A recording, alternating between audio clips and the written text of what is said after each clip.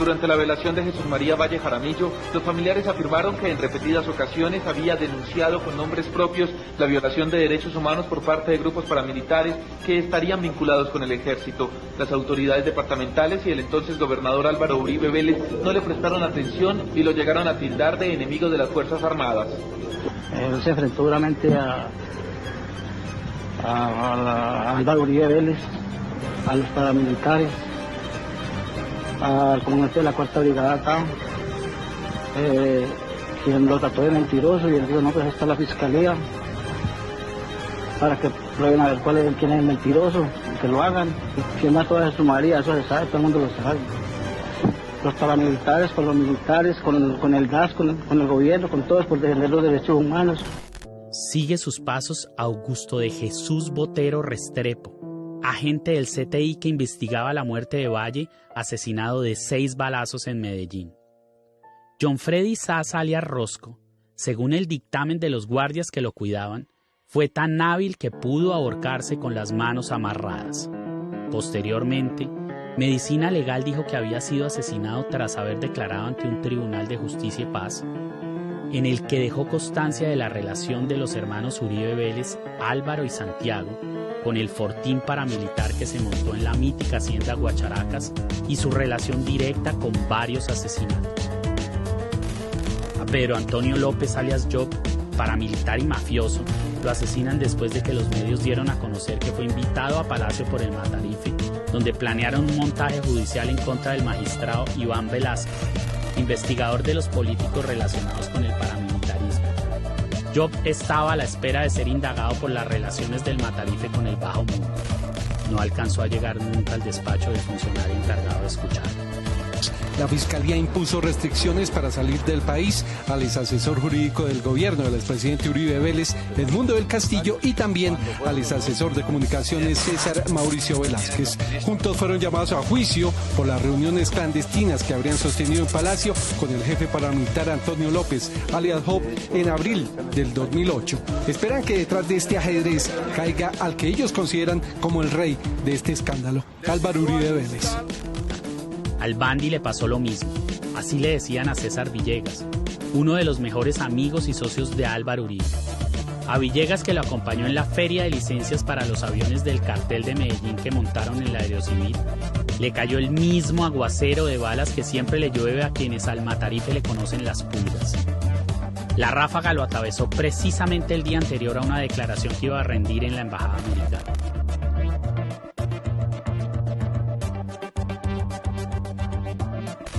Hay una persona clave en toda la administración de la aeronáutica civil de Álvaro Uribe que se llama César Villegas.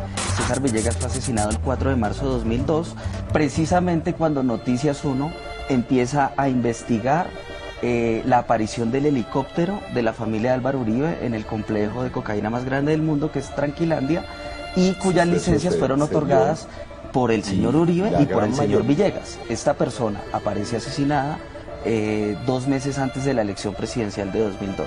Ese crimen, por supuesto, pues favorece la impunidad de lo que se tendría que saber frente a las licencias que tenía Pablo Escobar para transportar cocaína y que firmó Álvaro Uribe. A David Ballén también lo alcanzó una de esas motos que hacen parte de la cultura popular.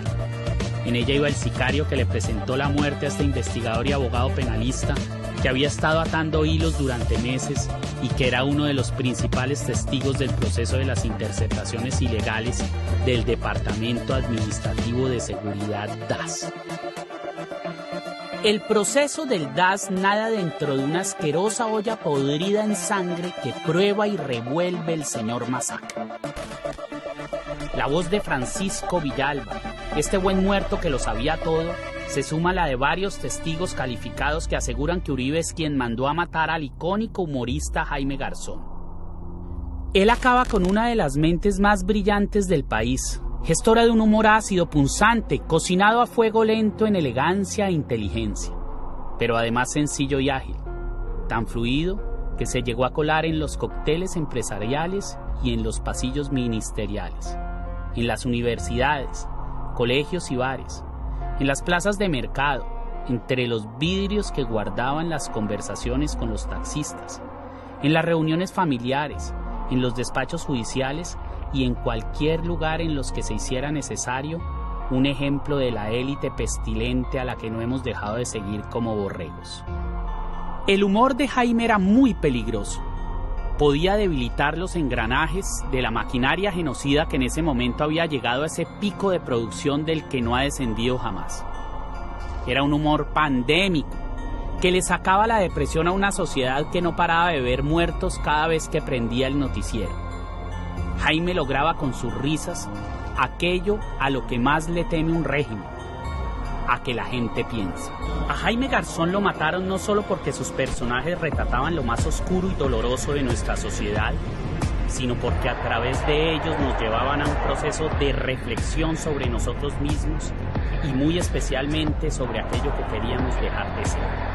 Específicamente, cercando las circunstancias de su muerte, a Jaime lo asesina la banda La Terraza por órdenes directas de Carlos Castaño, en asocio con José Miguel Narváez, subdirector del DAS, institución bandera del programa presidencial y en abierta coautoría con el Ejército de Colombia, porque dibujaba con sus caracterizaciones a Álvaro Uribe Vélez, alias Matarife, como lo que es: un mafioso, un narcotraficante y un genocida de la más baja estopa. A Garzón lo manda a matar el Matarife por burlarse de él. Villalba, en la misma declaración, señala también a los hermanos Uribe Vélez como autores intelectuales del crimen de Eduardo Umaña Mendoza, el defensor de derechos humanos e investigador de varias masacres en Antioquia. A Umaña lo asesina la banda sicarial La Terraza, la misma que acaba con la vida de Jesús María Valle, el activista ya reseñado que le avisó al gobernador Uribe de la inminente ejecución de varias masacres. Ese grupo sicarial es el encargado de asesinar en el barrio Chapinero de Bogotá a Mario Calderón y a Elsa Alvarado, una pareja de reconocidos ambientalistas comprometidos con la protección de los páramos y el trabajo social con las comunidades campesinas.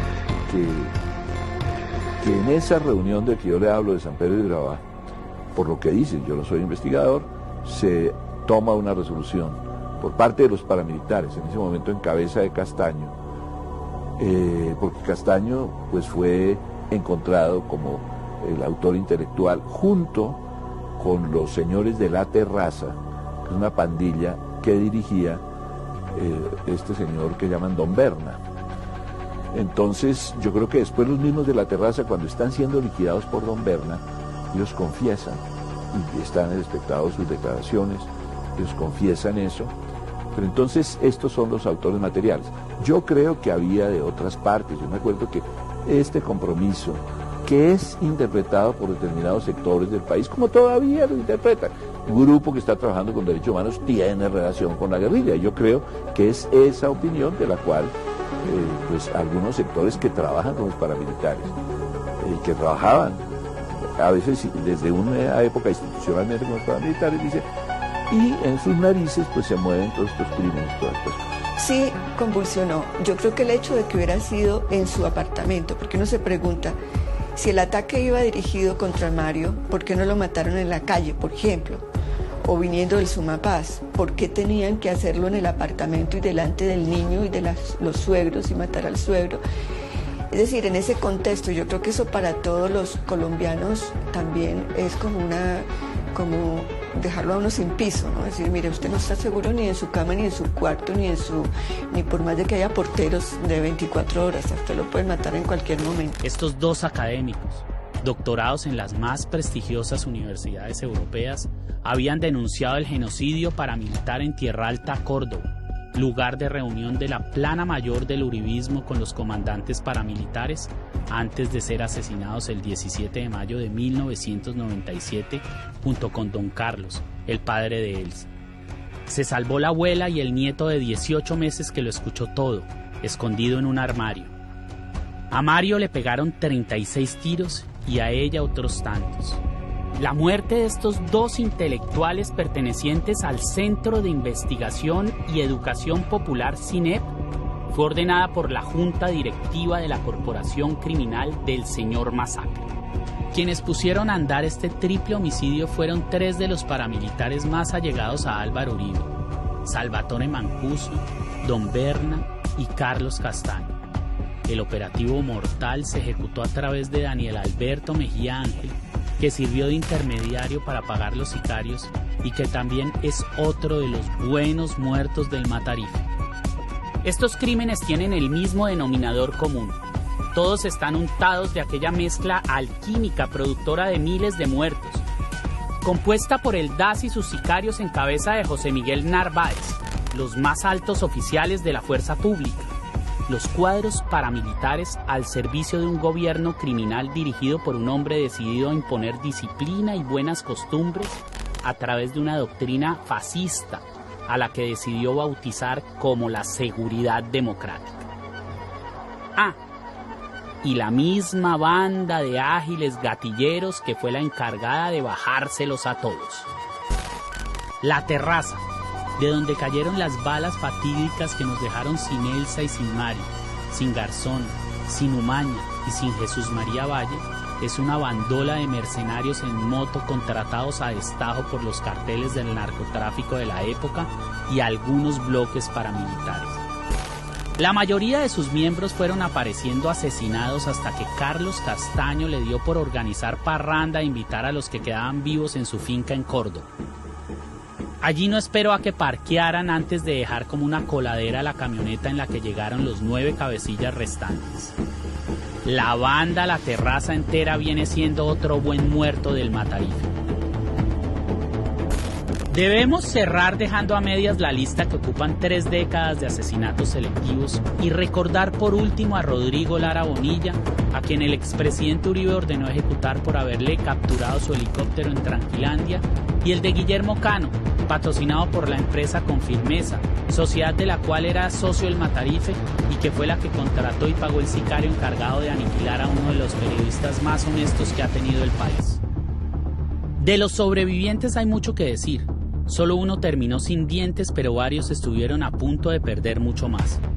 A Meneses, el oficial y principal testigo de la Fiscalía en contra de Santiago Uribe, en la cárcel casi lo matan de un ladrillazo.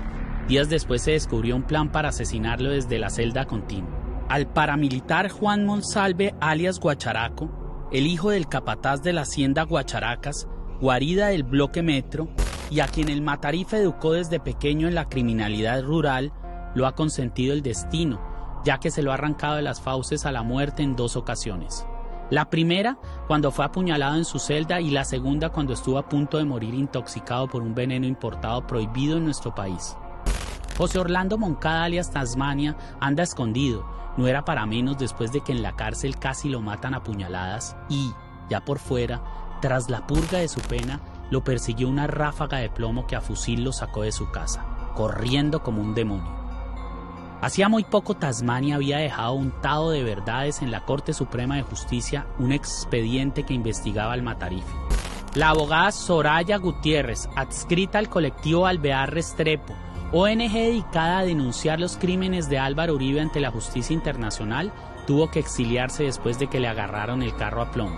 Lo mismo le sucedió a Lina María Cataño, la única testigo obrante dentro de la investigación de la muerte del narcoparamilitar alias Job, mano derecha de Don Berno, allegado del Matarife e invitado de honor en Palacio. El escolta de la mujer, un joven agente de policía, no corrió la misma suerte y murió avaliado el día del atentado. Daniel Prado Albarracín, apoderado de las víctimas dentro del proceso en contra del hermano del Matarife por el genocidio de los 12 apóstoles, alcanzó a darse cuenta antes de subirse a su carro una mañana que todos los tornillos de las 4 llantas del automóvil estaban flojos. Yo le preguntaba si usted cree que estas masacres hubieran sucedido sin el apoyo de Álvaro Uribe como político poderoso y como gobernador de Antioquia. Los grupos paramilitares no habían podido actuar si no hubieran tenido el auspicio de la clase política, no solamente Álvaro Uribe Vélez. Yo creo que en esto existe un contubernio de muchos políticos, simplemente que Álvaro Uribe Vélez es la persona que pronto le sacó mayor provecho al actuar de los grupos paramilitares. porque termina siendo presidente de la República.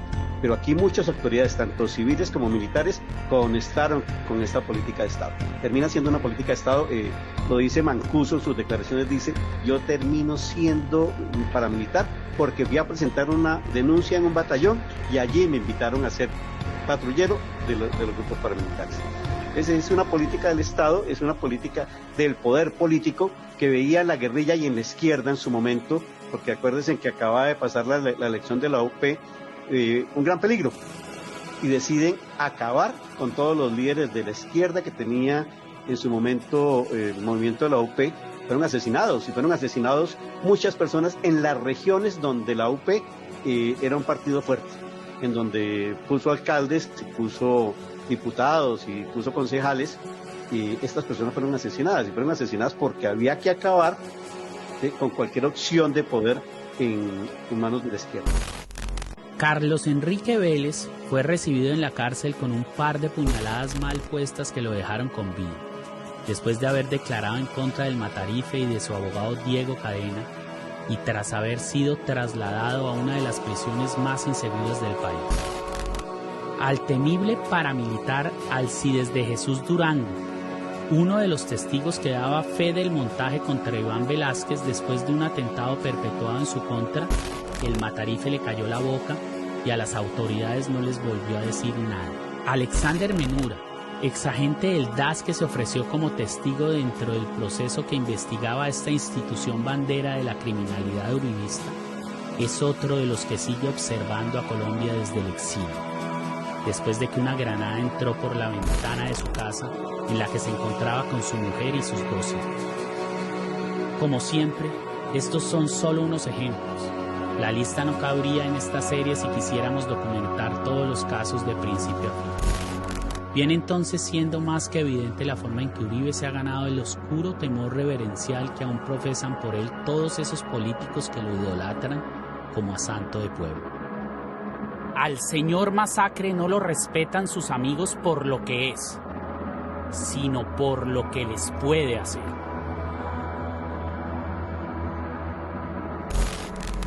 Ahora volvamos a los muertos, mejor dicho, a ese muerto alegre al que le dicen ñeño.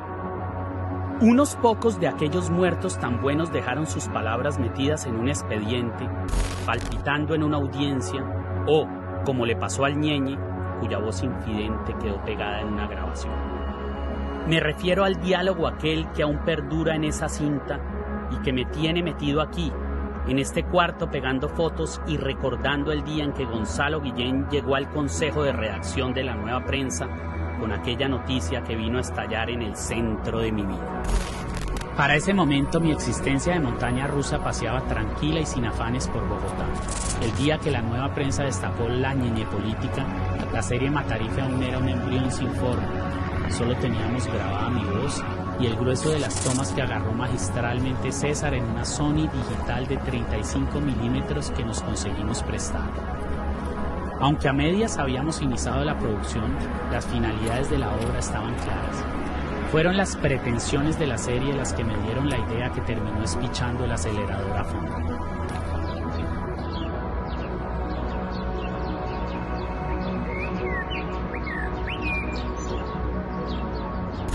Entonces llamé a Guillén y le dije, clavémosle un denuncio al Matarife adjuntando a la corte el artículo que destapó la ñeñe política. ¿Le jala? Luego de erradicar el denuncio nos tomamos aquella foto en la que aparecí saliendo de la Corte Suprema junto a Gonzalo con el documento en mis manos. La fotografía fue divulgada en Twitter y un coro multitudinario empezó a manifestar su indignación con ese gobernante mafioso a quienes los colombianos le empezaban a conocer el alma. Tras el escándalo en redes sociales se puso en movimiento una compleja estructura criminal dotada de piñones, engranajes y de un organigrama empresarial que desde la oscuridad funcionó de forma coordinada y sin fondo. El 3 de marzo de 2020 se publica el artículo de la ñeñe política. Al día siguiente, 4 de marzo, salimos de la corte sonrientes a tomarnos la foto después de haber denunciado al Matarife. Y el 10 de marzo, Álvaro Uribe decide ponernos un blanco en la frente. Ese día el expresidente se pronuncia públicamente pidiendo nuestras cabezas. Nos acusa de pertenecer a un grupo subversivo internacional que quería desinstitucionalizar el país.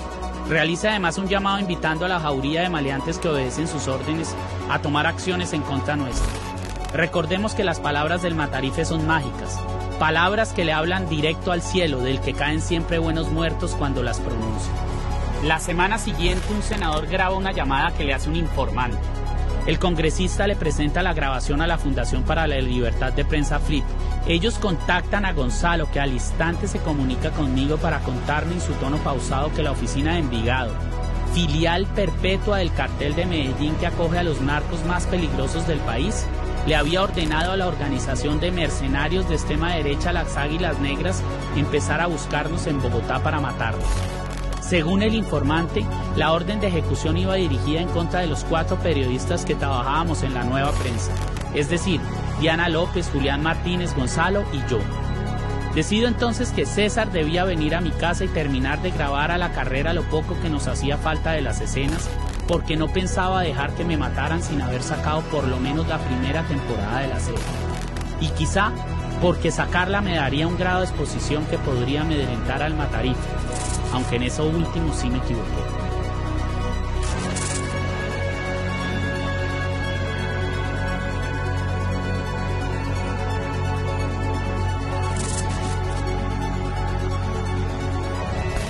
No se puede, Daniel. Para sacar la serie, todas las temporadas tienen que estar listas. Y ni siquiera tenemos lista la primera, me dijo mi amigo, el director. Uribe no va a descansar hasta matarlos y sabe que así puede detener las emisiones. Esto no es Netflix. De la primera temporada solo está la voz y las escenas. Pero falta editar y montar todo, hermano. No sea loco. En eso tiene razón, le contesté. Pero no tiene por qué saberlo nadie. El primer episodio de la primera temporada tiene que salir aunque no la tengamos terminada. La lanzamos la próxima semana y la vamos produciendo en el camino. Le contesté sin poder imaginar hasta dónde me traería aquel tortuoso camino que acababa de mencionar.